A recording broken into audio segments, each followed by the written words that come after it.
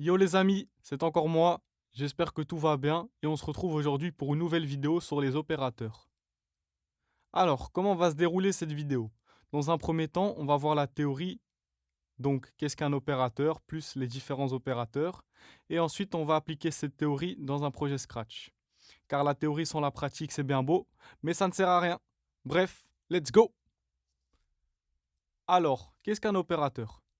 Les opérateurs mathématiques sont des symboles spéciaux que l'on utilise pour effectuer différentes actions avec des nombres. En programmation, les mathématiques jouent une place importante et sont souvent utilisées. Il existe évidemment différents symboles, dont certains que vous connaissez probablement déjà, et on va voir les principaux dans cette vidéo. Premièrement, il y a l'opérateur d'addition, qui sert à mettre des nombres ensemble pour avoir un total. Par exemple, si vous avez 3 bonbons et que votre ami vous en donne 2 de plus, vous finissez avec un total de 5 bonbons. Ensuite, il y a l'opérateur de soustraction, qui sert à enlever un nombre d'un autre nombre. Si vous mangez 4 bonbons de vos 5 bonbons, il vous en reste plus que 1. Après, il y a l'opérateur de multiplication, qui permet de prendre un nombre et de le répéter plusieurs fois. Par exemple, si vous avez 3 groupes de 4 étoiles, vous en avez 12 en tout. Et pour terminer, il y a l'opérateur de division, qui est utilisé pour partager un nombre en plusieurs parties. Par exemple, si vous avez 12 bonbons et que vous voulez le partager en parts égales avec 4 de vos amis, chacun en aura 3.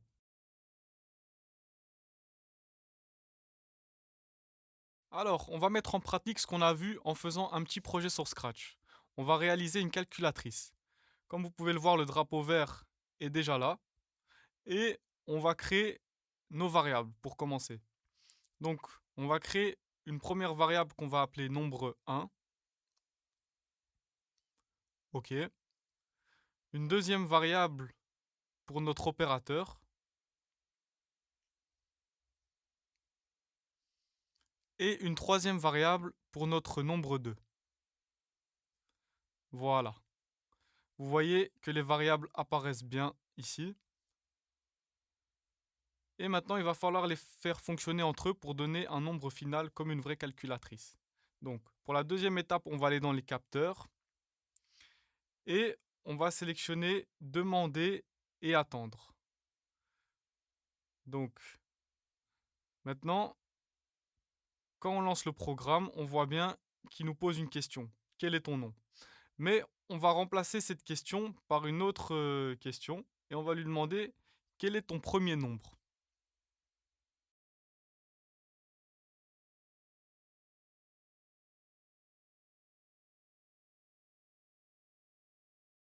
Donc il est possible de répondre quelque chose au programme.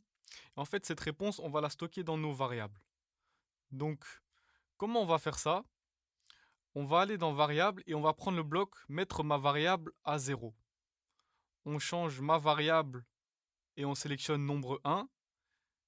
Et dans capteur, on va sélectionner réponse et on va la mettre à la place de 0. Donc là, on peut tester. Vous voyez, il pose bien la question quel est ton premier nombre. On va répondre quelque chose. Et on a bien 15 qui se stocke dans ma variable nombre 1. Donc voilà. Et on va dupliquer. En fait, on va faire la même chose pour nos autres variables. On va dupliquer encore une fois. Voilà. Et on va changer la question pour lui demander quel est ton opérateur. Le nombre 1, on le change par opérateur. Et pour la troisième, on va lui demander quel est ton deuxième nombre. Et on change par le nombre 2. Voilà. Maintenant, si je lance et que je réponds, par exemple, 28, ensuite moins, et pour finir, 12, eh bien on a bien 28, moins et 12 qui se stockent dans chacune de mes variables. Comme vous pouvez le voir ici. Ok. Et pour que le programme puisse nous donner le résultat, la prochaine étape, c'est d'aller chercher une condition. On va prendre un si alors. Et dans cette condition, on va placer un est égal. On va lui dire si l'opérateur qu'on a choisi est égal à plus, pour le premier exemple, alors il va falloir nous donner la somme du premier nombre et du deuxième nombre. Donc on va prendre en apparence dire, et puis dans opérateur, on va chercher donc le plus. Donc vous voyez, il y a le plus, le moins, fois et divisé. On va prendre le plus, le placer à la place du bonjour. Et là, on retourne en variable et on va chercher notre premier nombre.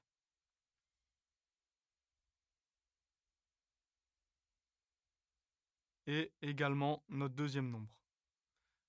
Et on le place comme ça. Et on va dire pendant 5 secondes.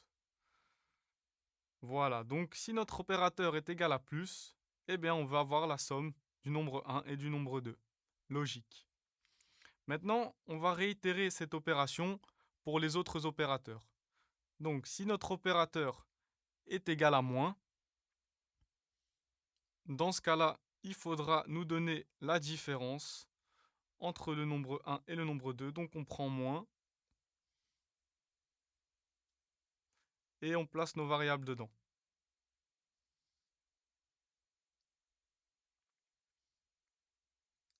Ensuite, on va faire la même chose pour fois et divisé. Donc on duplique une nouvelle fois.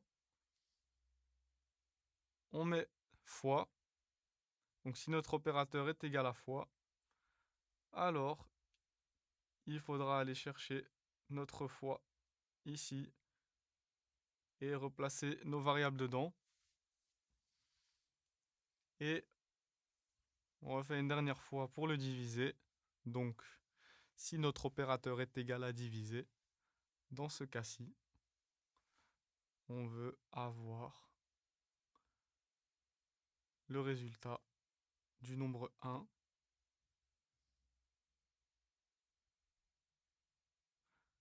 divisé par le nombre 2.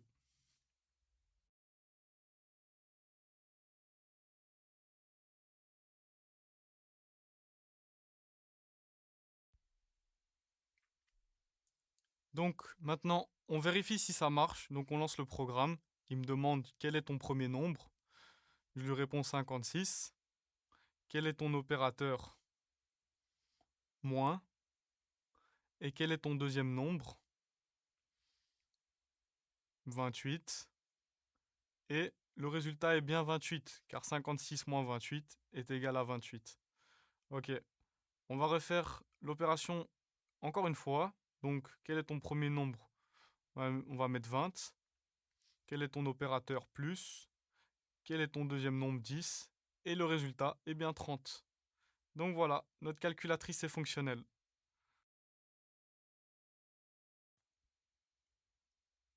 Alors, il y a également les opérateurs supérieurs et inférieurs qui sont utilisés pour comparer des nombres. Par exemple, si tu as 8 billes et que ton ami en a 6, on peut dire que 8 est plus grand que 6. Par contre, si tu en as 4, alors 4 est plus petit que 6. Alors, pour ce deuxième exercice sur Scratch, on va faire un petit jeu où il faut deviner un nombre. Donc, pour commencer, on va créer une variable qu'on va appeler le choix de l'ordi. Donc, choix ordi, tout simplement. Ok. Et maintenant, on va prendre le bloc maître choix ordi A et on va le placer. Et ce qu'on va faire, ensuite on va aller dans opérateur et on va prendre les nombres aléatoires et on va le mettre à la place du 0. Comme ça, le choix ordi va choisir un nombre aléatoire entre 1 et 10. Et quand on lance le programme, on peut voir qu'à chaque fois, il choisit un nombre différent, compris entre 1 et 10. Bon, comme le but du jeu, c'est de deviner cette variable, on va la cacher en fait. Ensuite, on va aller dans capteur et on va sélectionner demander et attendre. Donc, au lieu de demander quel est ton nom, on va lui dire devine un nombre compris entre 1 et 10. Et ce sera à nous de deviner ce nombre justement. Ensuite, on va aller dans variable et on va créer une nouvelle variable qui sera le choix, notre choix en fait, donc on va l'appeler choix perso. Ok. Et on va mettre choix perso à réponse. Comme ça, ce qu'on va répondre va être stocké dans la variable choix perso. Ensuite, on va prendre une condition. Donc si alors, on va le coller. Dans cette condition, on va vérifier si notre réponse est plus petit ou plus grand en fait que le choix de l'ordi. Donc là, on va commencer avec le plus petit. Donc si choix perso est plus petit que le choix ordi, alors on va donner un indice au joueur et on va lui dire là, le nombre à trouver est plus grand. Et on pourra retenter notre chance par la suite.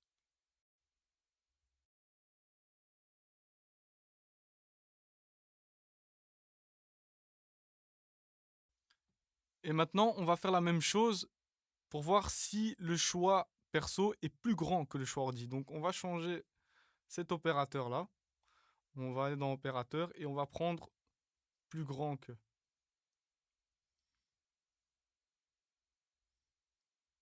Donc dans le cas où le choix perso est plus grand que le choix ordi, on va le dire que le nombre à trouver est plus petit.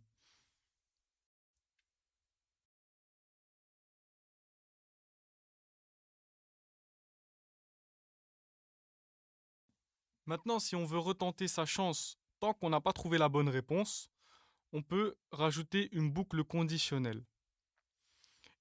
Donc on va aller dans notre contrôle et on va lui dire répéter jusqu'à ce que. Et en fait, on va répéter l'opération jusqu'à ce qu'on trouve la bonne réponse. Donc, dans le répéter jusqu'à ce que, on peut aller dans opérateur, mettre le est égal et lui dire si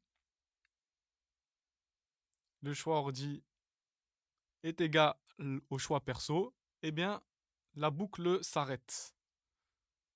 Là, on peut essayer. On va mettre 4 par exemple. Le nombre à trouver est plus petit. Alors on va mettre 2. Le nombre à trouver est plus petit. Donc bah ça doit être 1. Et voilà, le programme s'arrête.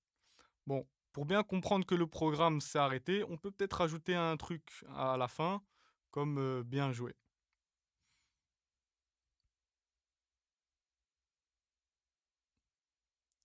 Et on lance pour voir si ça marche. Donc on va mettre 6. Le nombre à trouver est plus grand. On va mettre 8. 9. Ok, bien joué. Ok, ça marche. Voilà, c'est déjà la fin de la vidéo. J'espère que vous avez appris de nouvelles choses. Prenez soin de vous et à la prochaine.